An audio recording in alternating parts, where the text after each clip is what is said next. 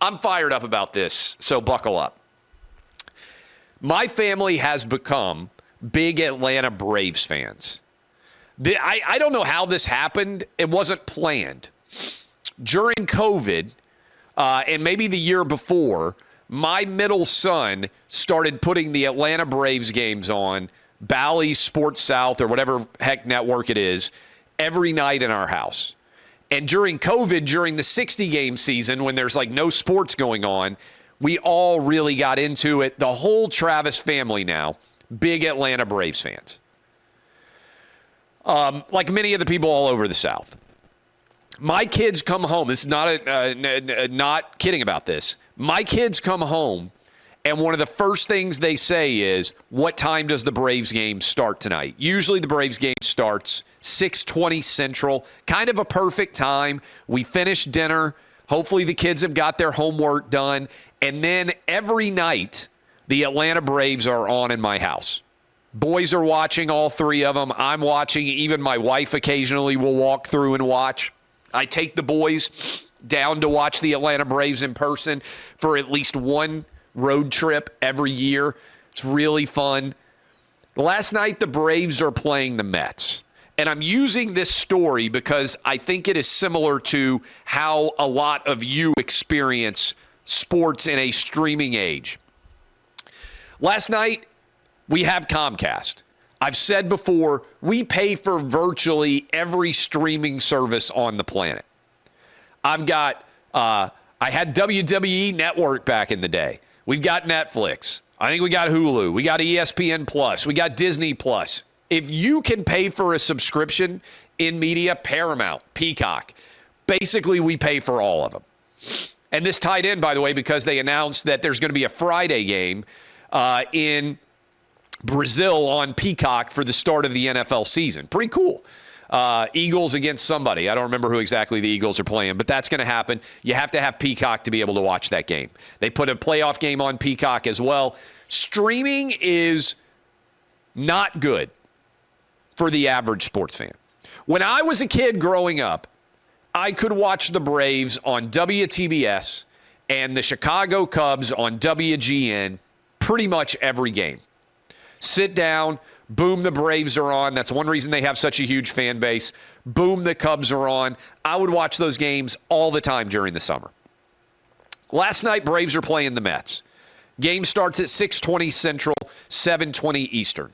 My 9-year-old comes downstairs and he says, Dad, I really want to watch the Braves. It's blocked out because Bally's had here locally in Nashville, we're in the Braves viewing window. They had on the Predators game and they had on the Memphis Grizzly game. So you couldn't watch the Atlanta Braves play. And so I sat back and I said, okay, this game's on ESPN Plus. We've got the Major League Baseball extra innings package or whatever it's called. We also have ESPN Plus. Let's put it on ESPN Plus. Try to go on ESPN Plus. It's blocked out. You cannot watch it. Now, at this point, I went on Twitter and I said, hey, is there any way to watch this? And the reality is, the answer is yes, but you have to basically illegally stream this game. Even though I've already paid for it, even though I should be able to watch it, or I have to change my VPN. I shouldn't have to commit what is a crime in order to watch my favorite team, and the Travis household should not have to do this in order to watch our favorite team play. This to me, and I'm going to write on this because I think it's a big deal, Major League Baseball, the NBA, the NHL, all of these leagues are sacrificing future generation and growth of their sport by making the games way too hard to get. There should be no blackouts of any games anywhere in America. You should be able to watch your favorite team play every game. Blackouts exist as an antiquated relic of the 1950s. And the idea was we're not going to be able to sell tickets if we put games on television. That's not true. And by the way, if you were going to have blackouts based on that logic, I'm in Nashville. No one is driving 4.5 hours to Atlanta to watch the Braves and then turning around and driving 4.5 hours back. There's no reason why there should be blackouts long distance from the stadiums. If you want to argue somebody might change their mind who's a half hour from the stadium, I don't know that I buy that, but maybe you could make that argument. Blackouts shouldn't exist 4.5 hours away. Has to be fixed. We need a fan bill of rights, because it's not just me. The amount of people responding with your own stories. Somebody told me that if you live in Las Vegas, there are 5 different teams that you're blacked out on being able to watch. This is crazy. There needs to be one app where you are guaranteed to be able to watch your favorite team no matter what. Football, basketball, baseball, soccer, whatever it is, there should be no blackouts. And if you're paying for it, you should never get blacked out. In fact, I think there's an antitrust lawsuit to be filed. If you need a named plaintiff who is an expert on this and probably would do pretty well in front of a jury if a case ever got to a jury, I'm willing to sign on. If we got an elite antitrust team that wants to sue to just go after every blackout in America, I'm your guy. And here's the thing. It's actually proven that it hurts the overall sport to be making it difficult to watch games. Let me give you an example on this. You remember the NCAA tournament? Some of you are going to think this is crazy. It used to be the case that you could only watch one game. And you guys are going to be like, what are you talking about? The NCAA tournament would be going on. You would get one game. They might cut in and with another game if it were close, but they gave you NCAA tournament games regionally. Then people got fed up with this. You had to go out to a sports bar and watch multi-regions. I remember doing this myself. And then they started to allow you to stream it, finally. But for like the first 20 years of my life as a sports fan, they didn't have TBS, True, and TNT and CBS all potentially simultaneously airing games at the same time.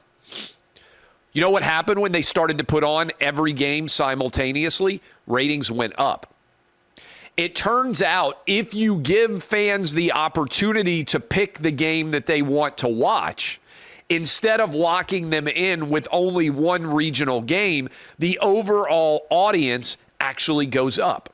That is, the leagues benefit by giving fans better options and better choices with how to spend their entertainment time. I think that would happen across the entire landscape of sports. But right now, they are screwing all of us, and I'm going to write on it, and I will write the fans' Bill of Rights, and I think it matters because streaming right now is worse for the average sports fan than it was when we had basic cable. It costs more, and you get to watch less, and it's way more complicated. And by the way, I shouldn't have to commit a freaking felony to watch my favorite team play on a game that I already paid for. People, a lot of you are normalizing things that shouldn't be normal. Go get a VPN and change where your location is so that you can stream. Why should I have to lie about where I live to watch a team that I love play a game? Go stream it online illegally. Yeah, well, you got all sorts of noxious pop-up ads going up. God knows what infections laptops are getting from these pirated streaming sites, to say nothing of the fact that it's illegal. Don't require that. And don't make me log in 48 different times on so many different streaming services to be able to watch a game.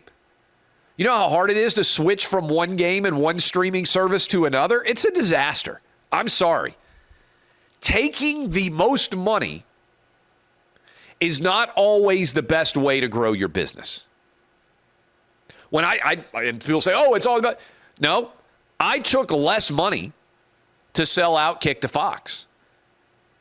because I saw OutKick growing better with Fox than with gambling companies that offered more money for OutKick. They said, the gambling company, I don't just want OutKick to focus on gambling. I love sports gambling. But I don't know what the relationship will be like. I don't know how well distributed it will be. I took less money for OutKick because I saw a better future with Fox. All I'm saying to the companies, the teams, the leagues, make the right decision for the long range. Anytime there's a kid who wants to watch your product, as happened yesterday in the Travis household, and you don't allow them to do it, you anger them, and you make it harder for them to become long-range fans of your product. That's my advice. I'm going to write on this. I think it's super important.